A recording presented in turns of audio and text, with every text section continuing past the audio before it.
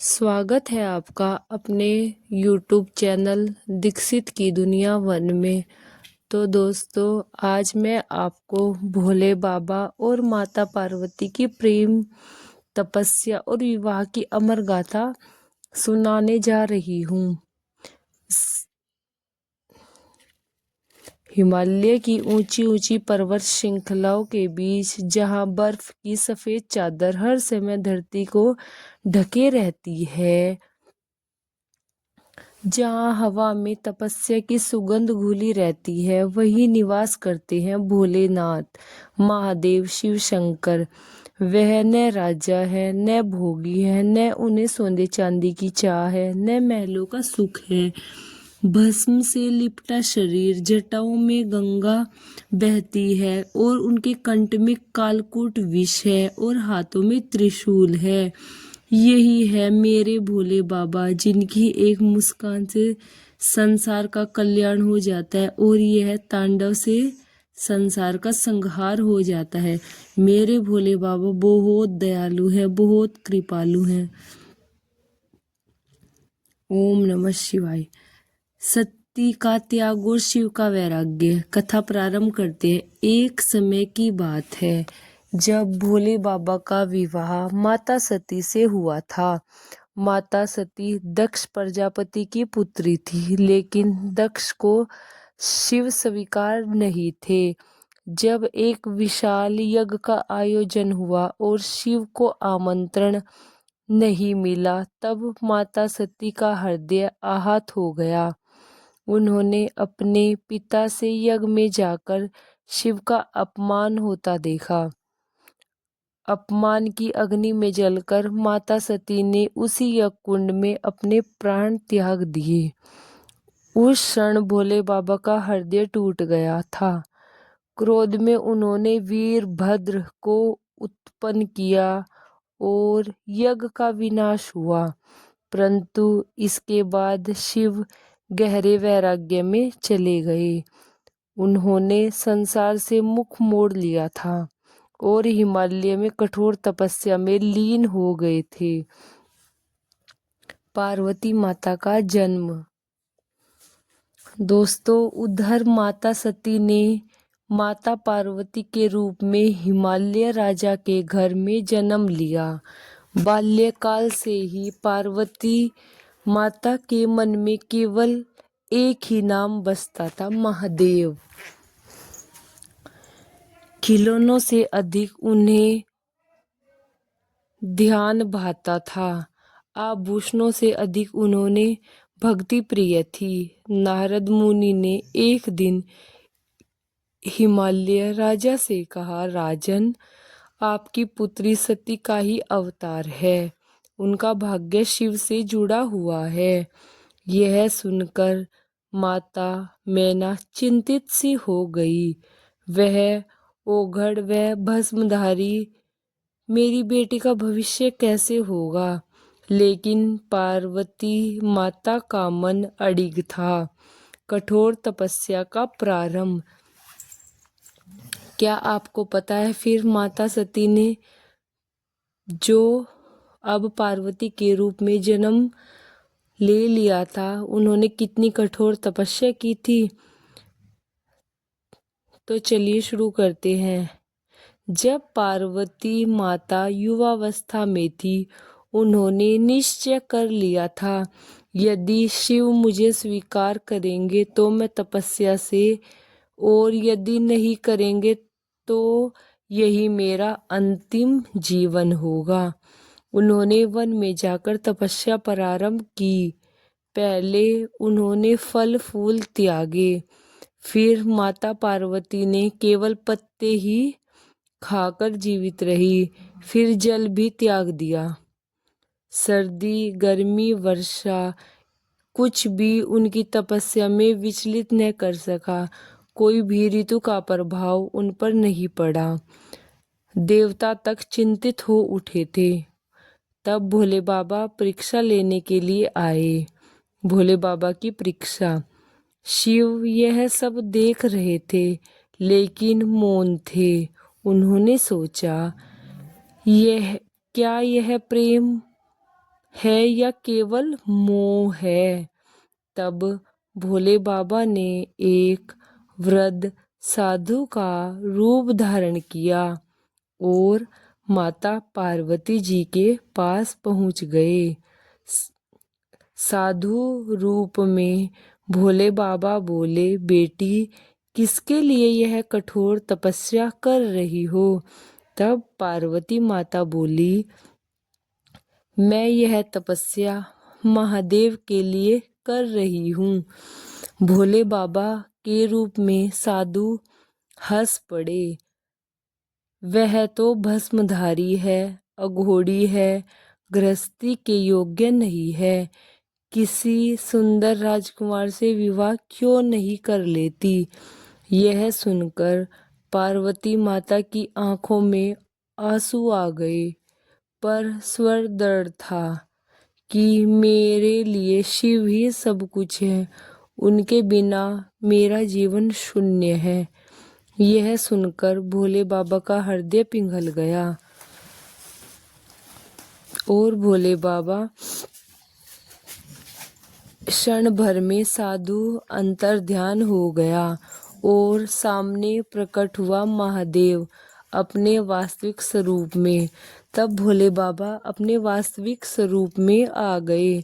पार्वती जी ने उन्हें देखा और भूमि पर गिर पड़ी।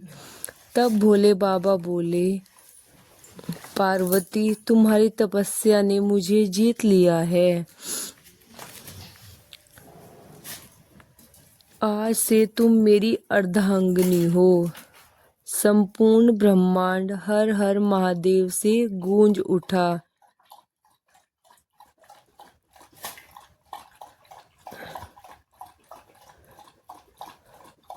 भोले बाबा और माता पार्वती की अमर कथा। शिव पार्वती विवाह की अलौकिक बारात। जब माता पार्वती की तपस्या से प्रसन्न होकर महादेव जी ने उन्हें स्वीकार किया था, तब तीनों लोकों में आनंद की लहर दौड़ गई थी। देवताओं ने राहत की सांस ली, क्योंकि शिव के ग्रस्त बनने से संसार का संतुलन पुनः स्थापित होने वाला था। हिमालय राजा को जब यह समाचार मिला कि स्वयं महादेव जी उनकी पुत्री से विवाह करेंगे, तो वे भाव विभोर हो गए थे। पूरे हिमालय में उत्सव की तैयारी होने लगी, परंतु यह विवाह कोई सामान्य विवाह नहीं था। भोले बाबा की अलौकिक बारात आई थी। जब विवाह का दिन आया तो कैलाश से निकली शिव की बारात को देखकर देवता भी चकित हो गए थे। ना कोई रथ था, ना कोई घोड़ा, ना सोने चांदी की शोभा थी। बारात में थे भूत, प्रेत, पिशाच, नंदी, बैल, सर्प और ओघड़ गण। भोले बाबा स्वयं भस्म से लिपटे हुए थे, जटाओं में चंद्रमा, गले में नाग। जब यह बारात हिमालय पहुंची तो माता मैना घबरा गई थी। उन्होंने सोचा कि क्या यह मेरी पुत्री का भविष्य है।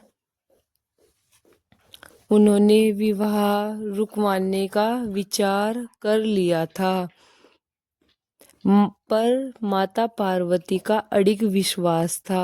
जब माता पार्वती को माता की चिंता का पता चला तो वे शांत स्वर में बोली, माँ, जिन्हें पूरा ब्रह्मांड पूजता है वही मेरे स्वामी हैं। उनका स्वरूप नहीं, उनका हृदय देखिए।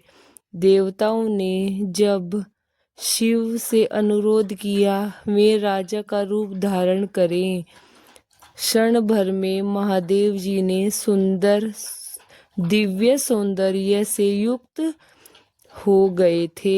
यह देखकर माता मैना की आंखों से आंसू झरझर बहने लगे और वे अपने सोच पर पछता रही थी। शिव शिव और माता पार्वती का विवाह वैदिक मंत्रों के साथ संपन्न हुआ। आकाश से पुष्प वर्षा होने लगी। देवता, ऋषि, मुनि, गंधर्व सभी ने नृत्य किया। यह विवाह केवल दो आत्माओं का नहीं बल्कि वैराग्य और ग्रस्त जीवन के संतुलन का प्रतीक था। अब बारात विदा होकर कैलाश पर्वत पर जाने लगी। विवाह के बाद माता पार्वती कैलाश पर्वत पर पहुंची। कैलाश कोई साधारण स्थान नहीं है, वह तपस्या, शांति, दिव्यता का केंद्र है। पार्वती जी ने गृहस्थ जीवन का अत्यंत प्रेम और समझदारी से निभाया। भोले बाबा आज भी तपस्वी थे।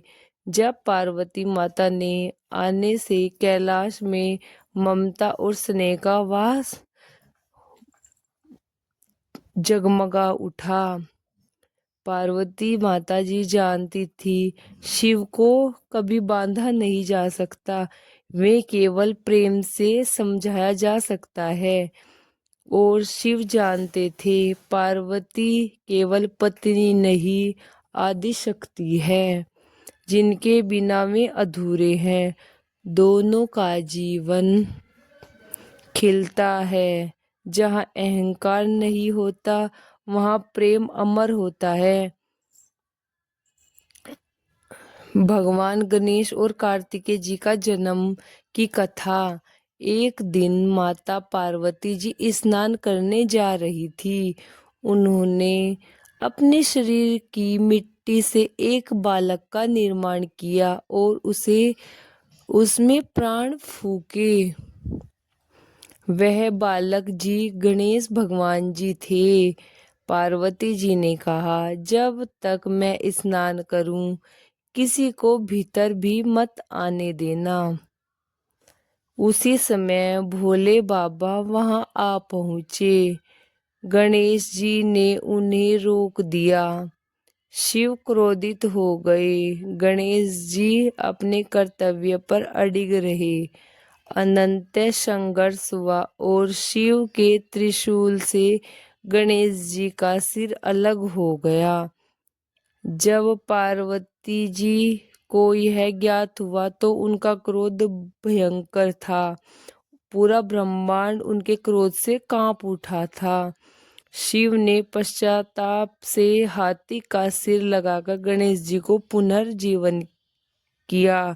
उन्हें वरदान दिया, तुम सभी देवताओं में प्रथम पूजनीय माने जाओगे, प्रथम पूजनीय होगे। इस प्रकार बने गणेश भगवान जी विघ्नहर्ता गणेश। तत्पश्चात माता पार्वती जी और शिव से जन्मे कार्तिकेय जो देवताओं के सेनापति बने और अधर्म का नाश किया। सच्चा प्रेम त्याग से जन्म लेती है। तपस्या और विश्वास से असंभव भी संभव हो जाते हैं। शक्ति और शिव मिलन ही सृष्टि को चलाती है। दोस्तों, अगर आपको ये माता पार्वती और भगवान शिव की कथा अच्छी लगी हो तो कमेंट में ज़रूर बताइए और हर हर महादेव लिखिए। और इस चैनल को सब्सक्राइब करना ना भूलें। Thank you. और आप ये भी बताइए कि अगली कथा मैं कौन सी सुनाऊं।